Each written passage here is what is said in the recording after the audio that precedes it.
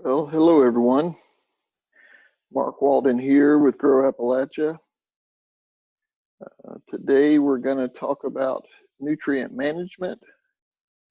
More specifically, we're going to address fertilizer applications for small to mid-scale growers or producers.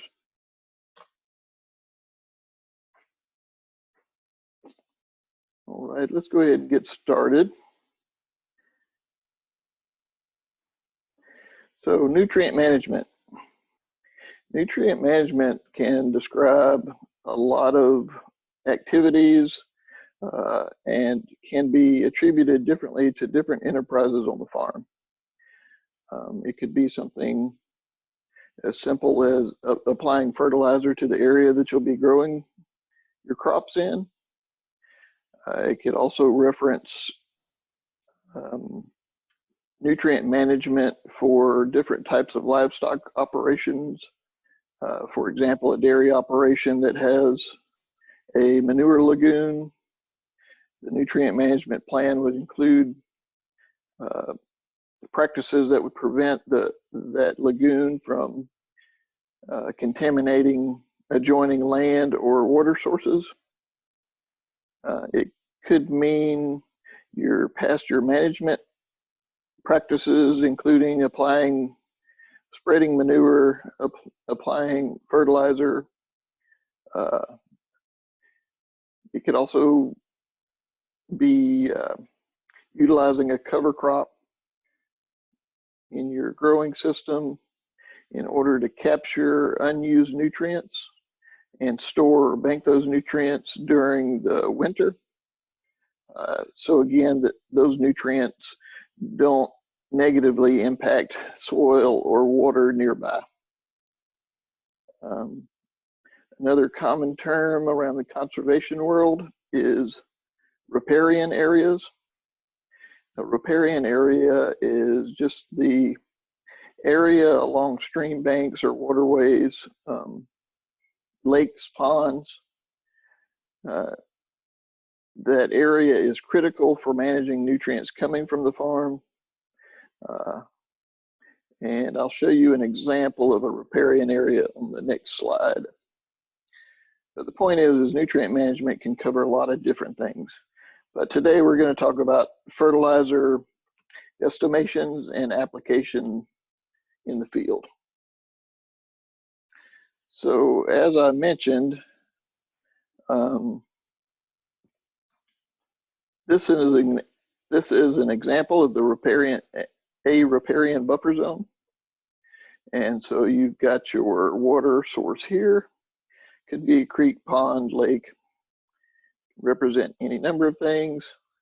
You've got your zone 1, which is the immediate bank or adjacent bank to the water source. And generally that's going to be an unmanaged forest.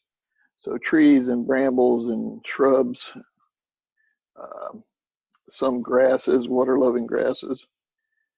And then the second zone, zone 2, will be a larger strip of managed trees. Generally, if you're trying to generate some revenue from those areas or provide wildlife with additional food, you're going to install fruit or nut trees, berry shrubs, grasses and legumes that wildlife appreciate.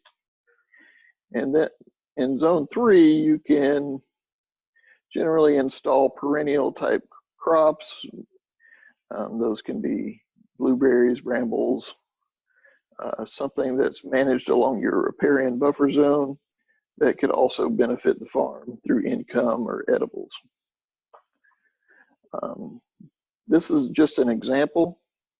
This is kind of the ideal situation for a riparian buffer zone, but each application is going to be unique to the farm that you're on.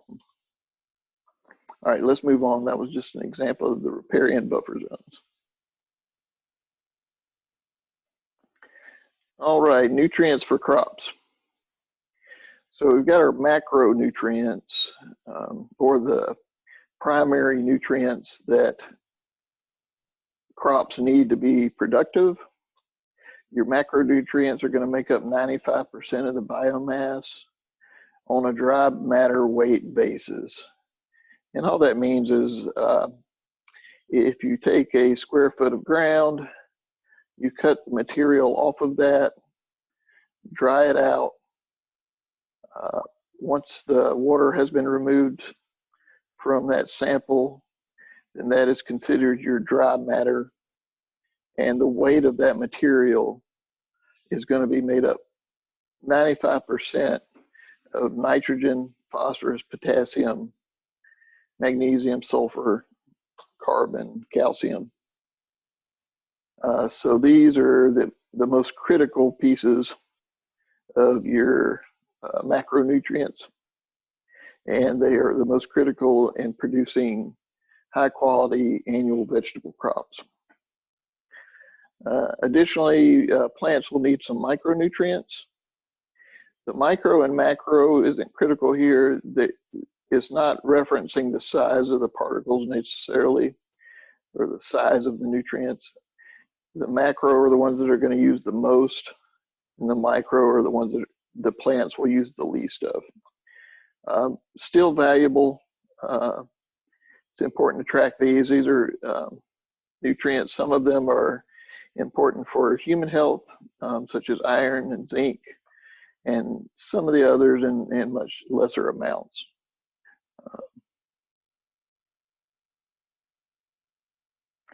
These nutrients will be shown on your soil test, and we'll talk about that a little more here in a few minutes. Okay, so NPK.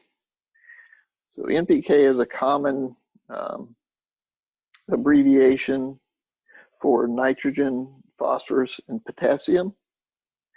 So when you go out and buy fertilizer, the three numbers that you see on the bag, those are your NP and K rating.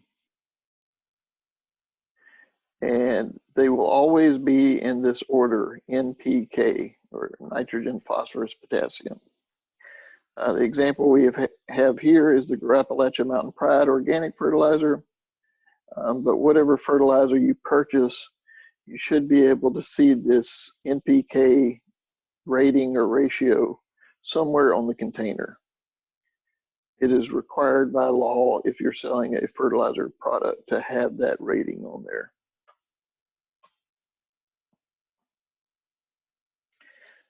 All right, so let's break this out a little bit and talk about how we figure how much of each of these nutrients we have in the product. So again, we have our Mountain Pride fertilizer here. The key piece of information we need to remember anytime we're doing these calculations is that this information is based on a percent by weight.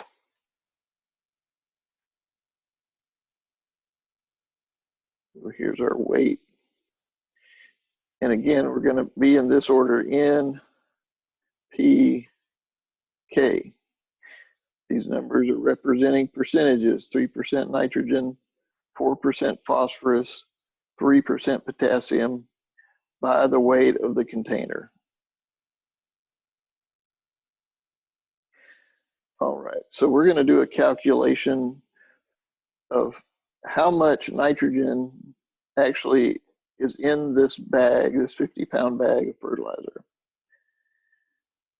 So what we want to do is we will take our 3%, which is our N, and we're going to multiply it by the weight of the bag. So 3% of 50 pounds. If you have a calculator, this is pretty easy.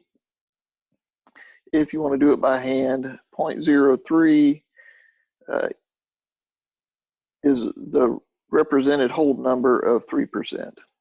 So 3% represented as a whole number is 0.03, multiplied by the weight of the bag gives you 1.5. That means we have 1.5 pounds of nitrogen in a 50-pound bag. So this is true anytime this number is 3, our weight is 50, 1.5 is the actual content of nitrogen in the bag. And we'll talk about why that's important to know here in a moment. All right. Now we're going to take some time to review a soil test.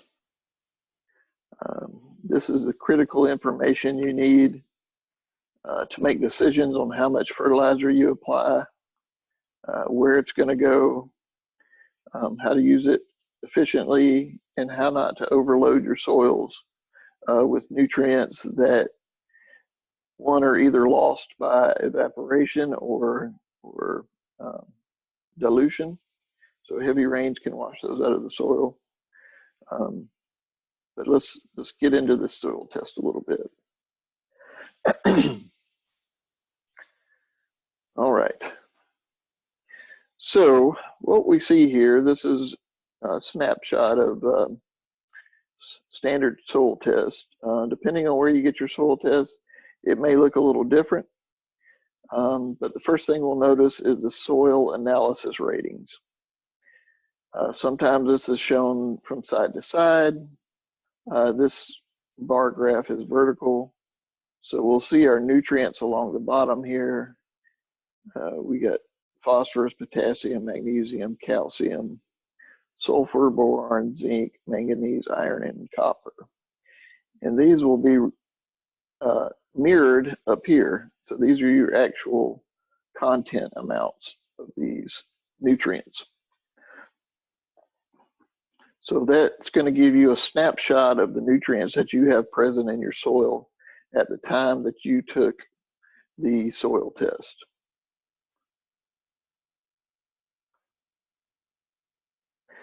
All right, the next important piece of the soil test is the soil pH. The pH is one of the most critical pieces of information that you can find on your soil test. pH regulates how much or how available the nutrients are to your plants. So if your pH is too high or too low, your plants can't access the nutrients that are in the soil. And we'll talk a little bit further about that here soon. But this is a critical number you need to know on your soil test. The soil lab should make a recommendation of the addition of an amendment if you need to lower or raise your pH. All right, the next important piece of information is your organic matter content. So this is the percentage of organic matter that's present in your soil when you take the soil test. This number is important because this is a reflection of how healthy your soils are and how active they are.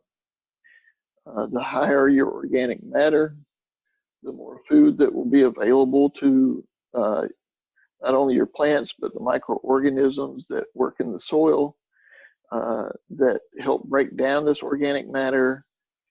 Their waste becomes food for the plant. And it's a relationship between your soil and your plant that produces high quality fruits and vegetables from the garden. So you want to monitor your organic matter content. You should have a soil test done at least every 2 years. If you're a certified organic operation, you're required to have a soil test each year for any land that you have certified. And what we want to see over time is this organic matter number increasing. We're at minimum staying the same, but we don't want to see this organic matter number drop. 3.1% is fairly average for Eastern Kentucky soils. But ideally, we would be in the 5 to 7% range. And you can achieve that if you work towards it over time. All right, this number here is the ENR, or the estimated nitrogen release. Not all soil labs will give you this ENR number. If they do, it is a estimation of the available nitrogen present in the soil at the time you took the soil test. This number shouldn't be relied on too heavily because nitrogen is volatile and which just means that it leaves the soil easily. So it can off-gas into the atmosphere, so it can just evaporate basically, or it can be washed from the soil with any heavy rainfall. So this number is good to watch. We'll talk more about cover crops and other nutrient sequestration practices in a different session. But we can't use this number for our annual vegetable production yet, especially in our first few years. We need to get some history under our belt before we start using that for our nitrogen component in our annual vegetable production. All right, the next number we want to talk about is the cation exchange capacity. You generally want this number to be higher than lower. A cation exchange capacity of 15 or higher is sufficient for producing healthy plants. This number represents the ability of the soil to capture and hold on to nutrients and allow them to become available to the plants. If you look at a diagram of this cation exchange capacity, it looks kind of like a magnet demonstration where you've got positive and negative ions. And if you have too many positives and not enough negatives, the soil's not going to be able to capture enough negatives to provide benefit to the plant.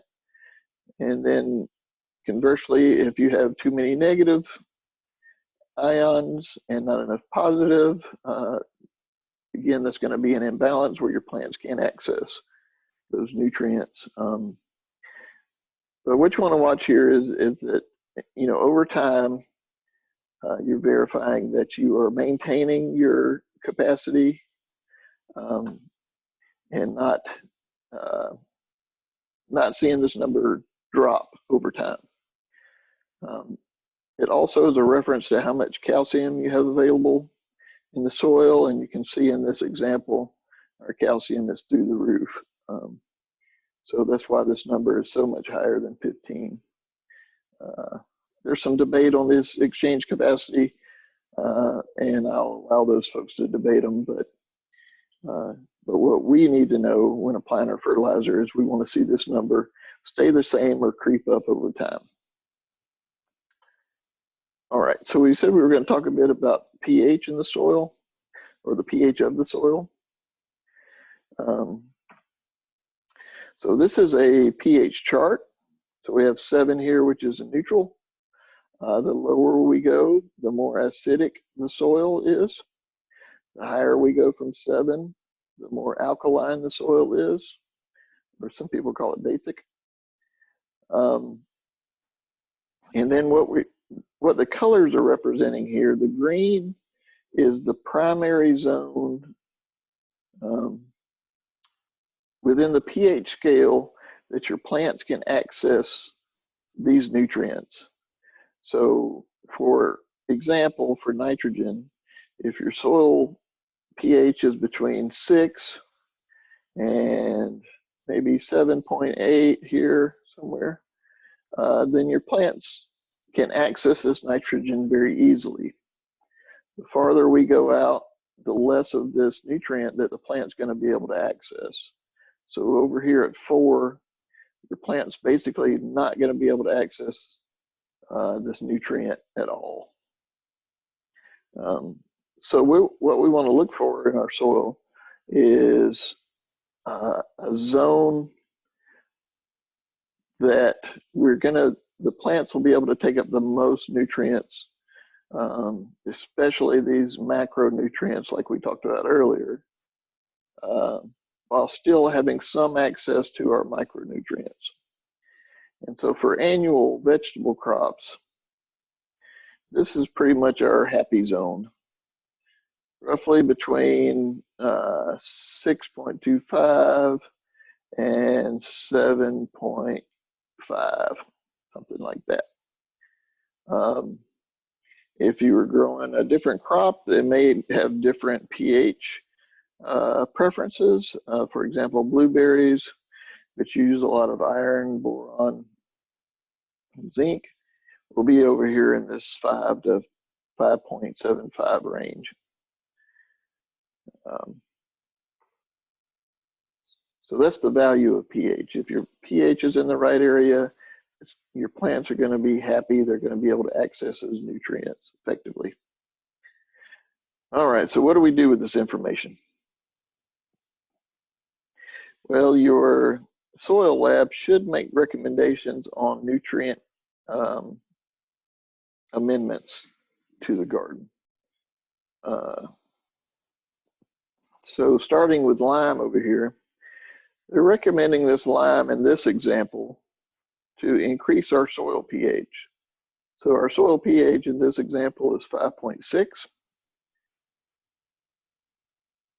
And so what they're telling us here is to increase our soil pH from 5.6 to 6.5, we need to add 92 pounds of lime per 1,000 square feet of garden space or growing space. Adjusting your soil pH can take time. It can take anywhere from 3 to 6 months to even a year if you have a major difference between your ideal pH and your current soil pH. So you want to get this lime on as early as possible.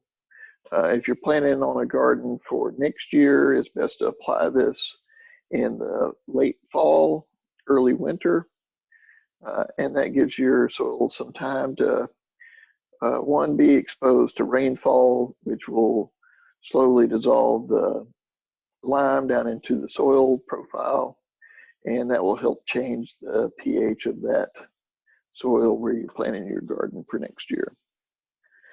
You can use it within the same growing year. You just won't see as fast of a response in your pH. So I guess the key point to know here is just get it on as soon as you can. All right. And remember that we're working with 1,000 square foot. You'll want to make that request with your soil lab. Generally, they're either going to do it by the 1,000 square foot or by the acre. Either way, the information will be the same roughly, but the amounts will be different. So doing it by the 1,000 square foot, depending on your scale, obviously, 1,000 square foot is just easier to figure, to do the math. If you're doing it by the acre, there's going to be a little more math involved. All right, so in this example, they're saying we have an estimated nitrogen release of 34.6 pounds per acre. And they're recommending an addition of 2.3 pounds of nitrogen per 1,000 square feet.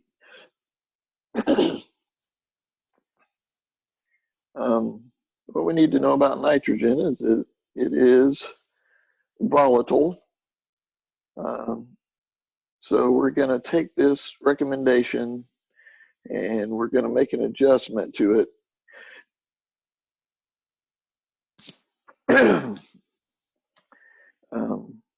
Because we know that nitrogen is volatile and easily washes from the soil or off gases into the atmosphere, we need to figure that we need 3 to 4 pounds of nitrogen per 1,000 square feet for annual vegetable production in an open field environment.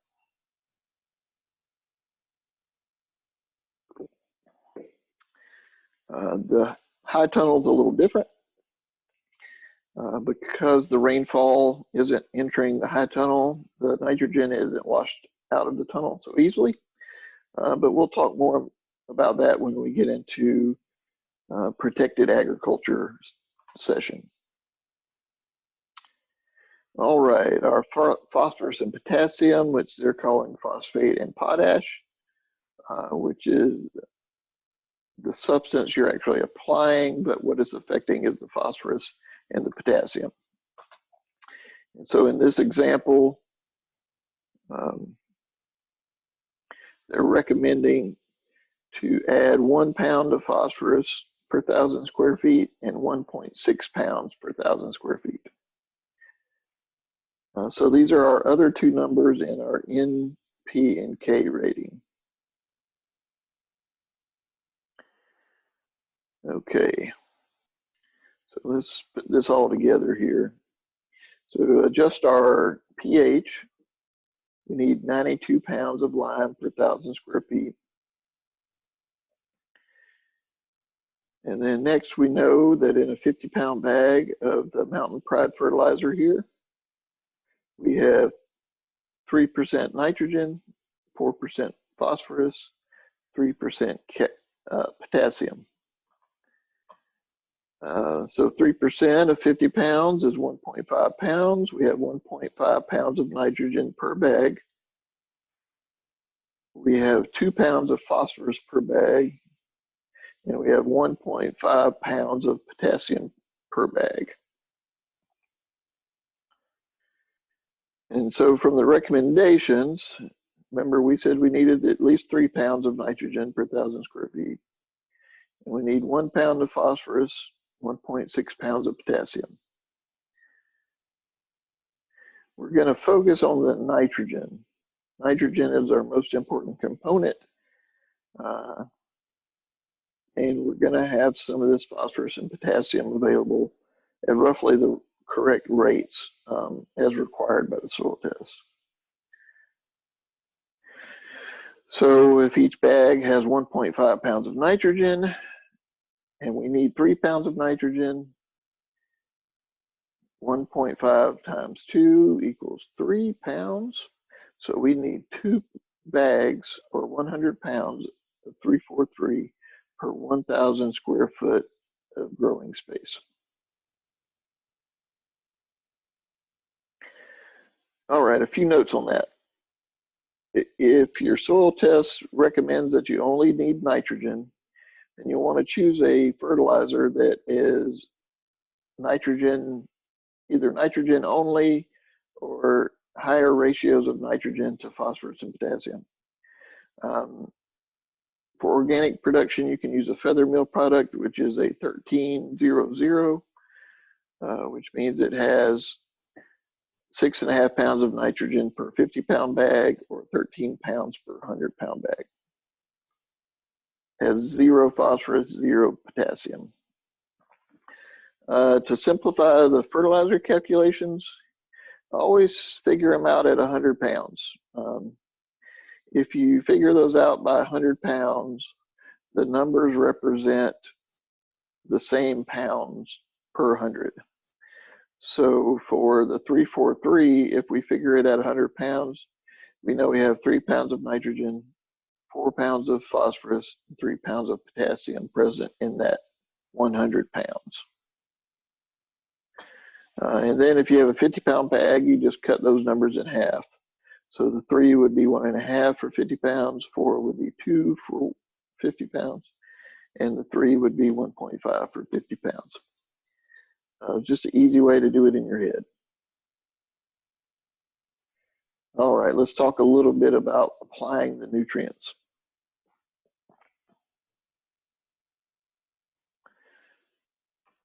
All right, fertilizer needs contact with moisture in the soil to become available for the plants. So, again, we need to remember that nitrogen is volatile and can be lost after it's exposed to the air and water. So for direct seeded crops, we're going to apply the fertilizer the same day as we plant the seeds. Seeds will take anywhere from 4 to 15 days to germinate. So while those seeds are germinating, your fertilizer will be present in the soil and will become in contact with moisture, and then will be readily available once your seeds germinate to have access to that fertilizer product. So that's why we're applying the same day, because there's going to be a delay from the time you plant until the time the seed actually germinates.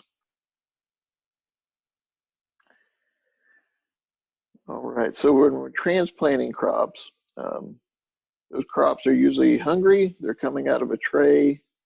They're going to have a sufficient root system present. So we're going to remember that nitrogen is volatile and can be lost. And so when we're installing transplants, we want to apply the fertilizer 7 days prior to transplanting your crops out. That way the fertilizer has time to come in contact with the moisture in the soil, and it will be readily available the day that you install your transplants. You don't want to apply fertilizer right on the plant itself. Depending on whether it's a chemical or organic based fertilizer, both of those products are extremely dry, and they will desiccate or dry out the stem of the plant and can kill the transplant just by being in contact. Not necessarily from the amount of nitrogen. It's not a nitrogen burn, which is actually a salt issue. But it's the physical contact between the fertilizer and the stem of the plant that can cause a problem. So you want to make sure that your fertilizer is mixed into the soil and you don't have clumps of it up against your transplant. All right, so what does this look like in the field? How do we know how much to put in it out in the garden?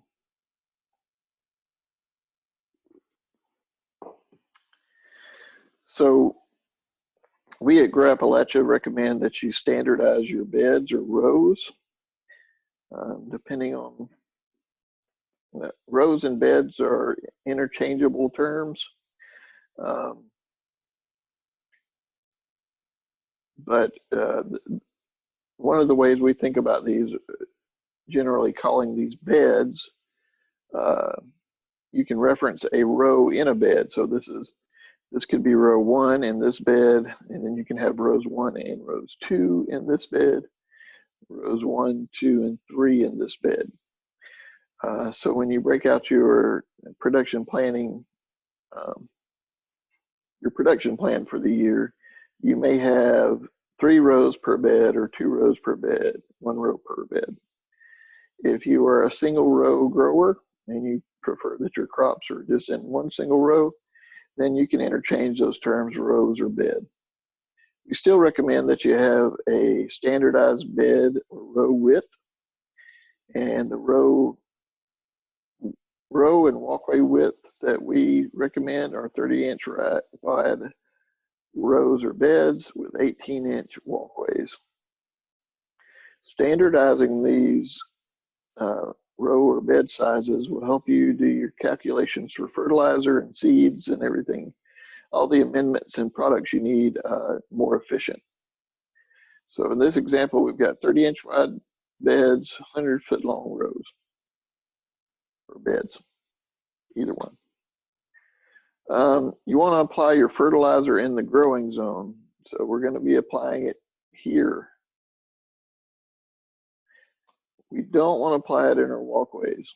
There is no useful reason to apply fertilizer in your walkways.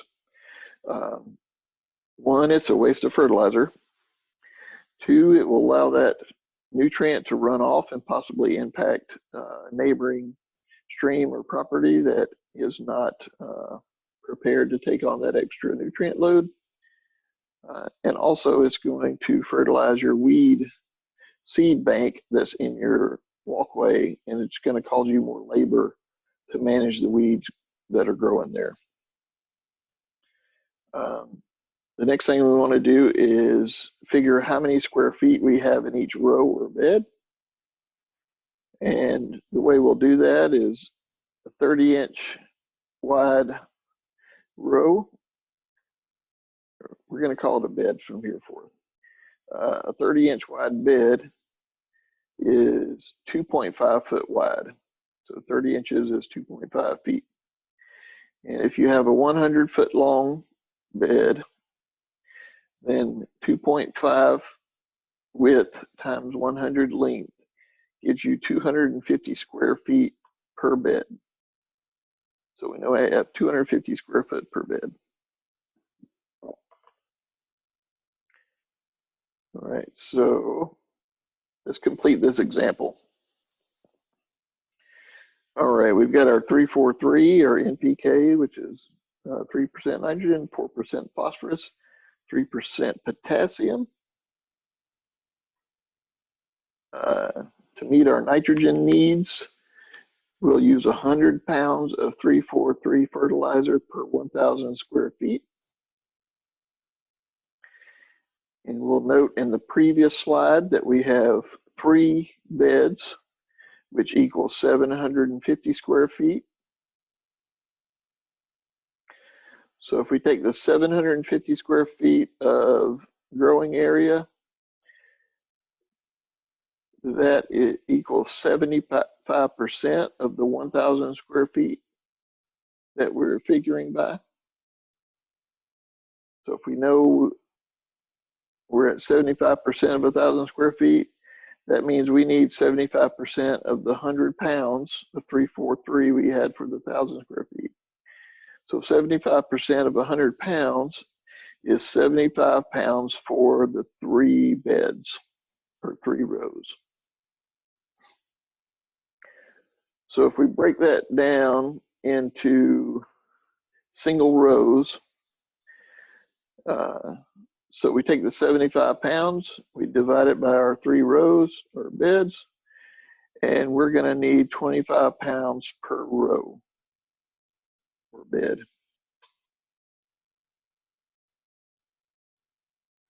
And if you're really new to this and you're either working with much smaller beds, or you're trying to be precise and getting a feel for how much fertilizer you actually need, we can break this 100-foot long row or bed down into 10-foot increments. And then, so 25 pounds for 100 foot, we divide that by 10, and we get 2.5 pounds of fertilizer per 10 foot of row.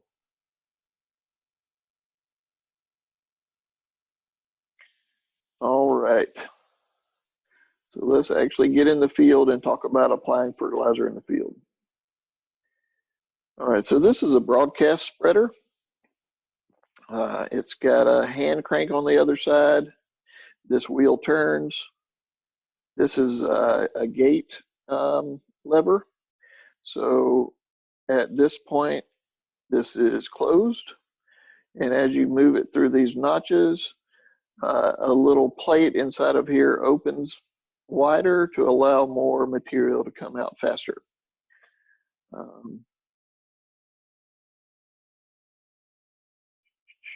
Let's pause here and I'll show you a video of what that looks like.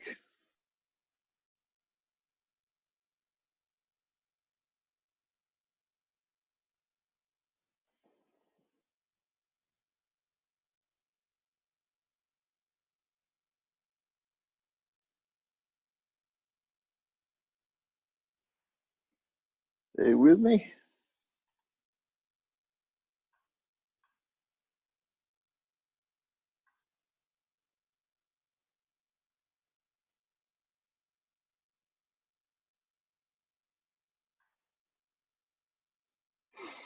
All right, here we are in a small 16 by 44 tunnel.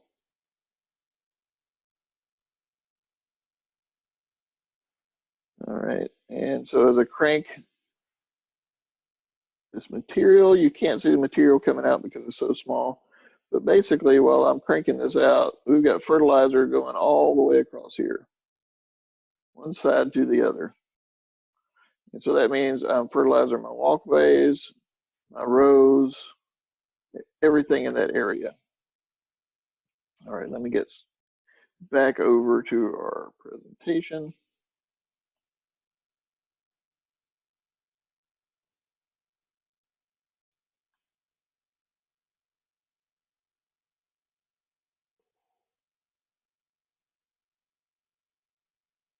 Thank you for your patience.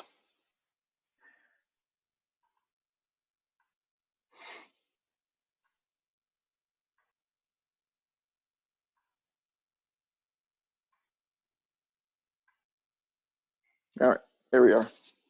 So our broadcast spreader is not ideal for row planting because it's going to be fertilizing a large area. It's not very precise. It's ideal for planting cover crop seed over a larger area. If you're fertilizing a lawn or some large area where precision isn't critical, it's of value. Very little control within roughly a 16-foot wide range. So it's going to fertilize everything in that range. And it's going to be at fairly low application rates. So you have to walk really slow if you were going to try to get to the level of application we talked about previously.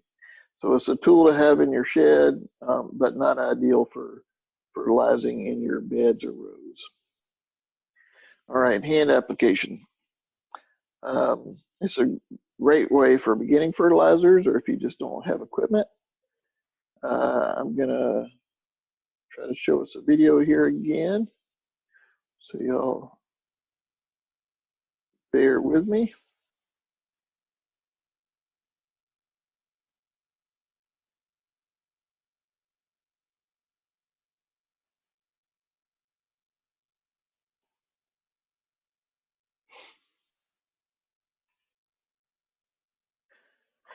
Okay, so I've got my bucket, and you can see these little flags here. They're very light, but pink, pink, pink, pink.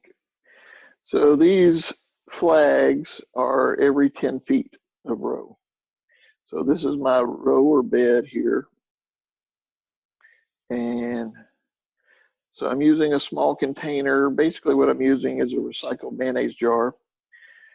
If you fill that up with fertilizer and you weigh it, you're going to have roughly a pound of fertilizer in that. And I found that that works for most fertilizers, that you're going to be at roughly a pound. But what I'm applying is 2.5 pounds per 10 foot of row. So that's our calculation from earlier. So when I fill it up, I'm applying some over the 10 foot, and then I'm going back over that area until I reach my 2.5 container application. So we're equaling that 2.5 pounds of fertilizer for every 10 feet. So it's very simple and allows you to be very precise in how much you're applying.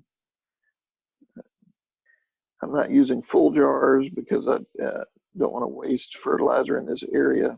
But the point being is that you can use very basic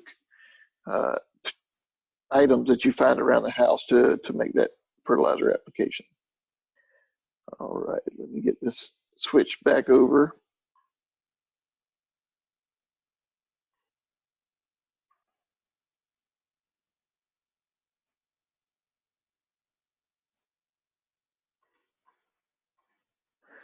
Okay, should be good there. Again, this is an ideal for fertilizing large areas. It is labor intensive. Well, more than a slow application, but very precise. All right, this is a drop seeder. It's commonly used for lawns to apply fertilizer or overseed. I find that it's very efficient for long rows. It's very good control of application rates. You have to figure out what that application rate is prior to taking it in the field. It's ideal for larger gardens where you have a lot of rows or beds that you can apply quickly. It can be retrofitted with larger bicycle type wheels so that you can apply fertilizer over the top of a growing crop. Let me give you, let's get this video up real quick just so you can see what that looks like.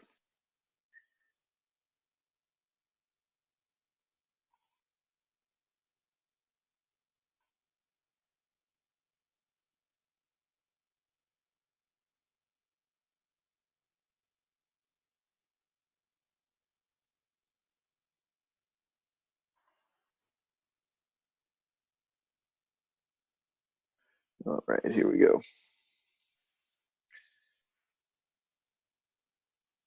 So I'm rolling this down this next row here, or bed. I can move along at a pretty quick pace. I've got my application rate so that I know that I need to go over one bed twice because of how quickly the fertilizer comes out the bottom. But you can see that it's fairly efficient. You can adjust how much you're dropping by slowing down a little bit or opening your gate a little wider. There's a handle here I'm holding on to help open that gate up.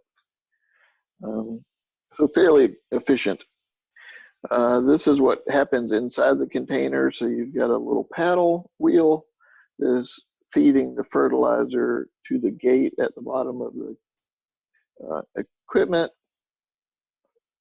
And this is what you'll see is basically a little rain shower of fertilizer coming out the base of the unit as you go along. All right, let's get switched back over here. Okay, so again, it's efficient, not too expensive. I think they're maybe $60 or so. You may even be able to find one at a thrift store or yard sale or flea market for much less. All right. All right. It's critical that the fertilizer is incorporated into the soil. Like we mentioned earlier in the presentation, the fertilizer needs to come in contact with moisture that's in the soil to become activated and available to the plants. So if you leave it on the surface, that material may stay dry and not become available to the plants as quickly. You can also lose that material to evaporation, like we talked about earlier, or volatilization. And if it rains, you're more likely to have that nutrient run off the surface if it hasn't been incorporated down into the soil profile. So there's no really nifty ways to do that. The way I do that is I just use a landscape rake, and I can give you a quick demonstration. Maybe. Bear with me here.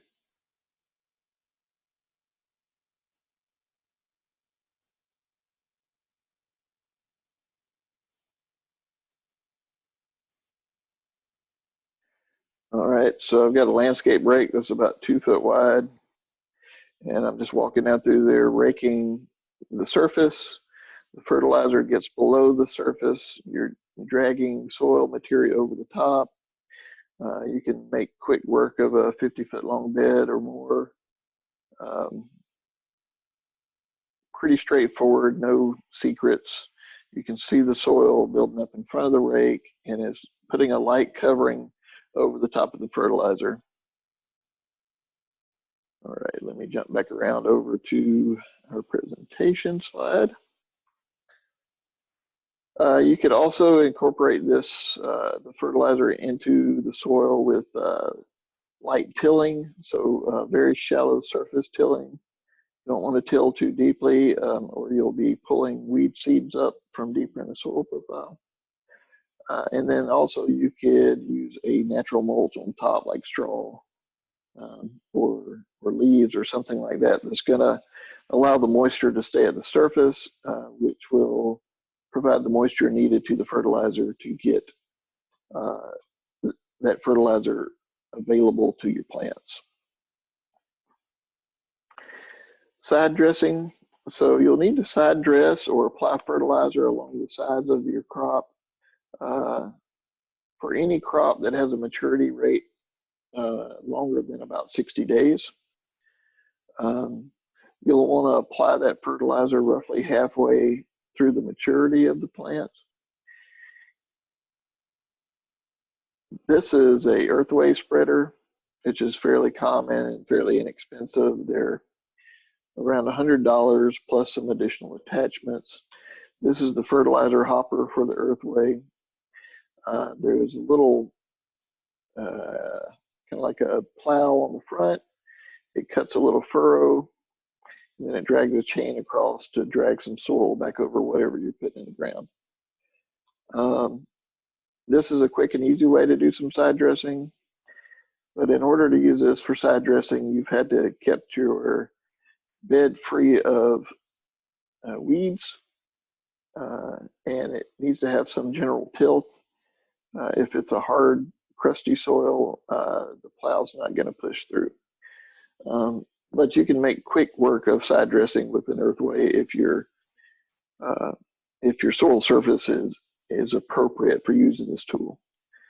Not easy to use this if you've got any heavy mulch in place. If you do have heavy mulch, you'll have to pull the mulch back to apply the granular fertilizer. But you could also, for your side dressing, instead use a foliar spray or a liquid fertilizer through a drip irrigation system. So there are other options for that. But the important thing to know is that for any crops with more than 60 days, you need to apply that fertilizer. You can do it by hand, and then you need to incorporate that fertilizer in some way, either raking it in or applying mulch over the top of it to hold the moisture where you need it.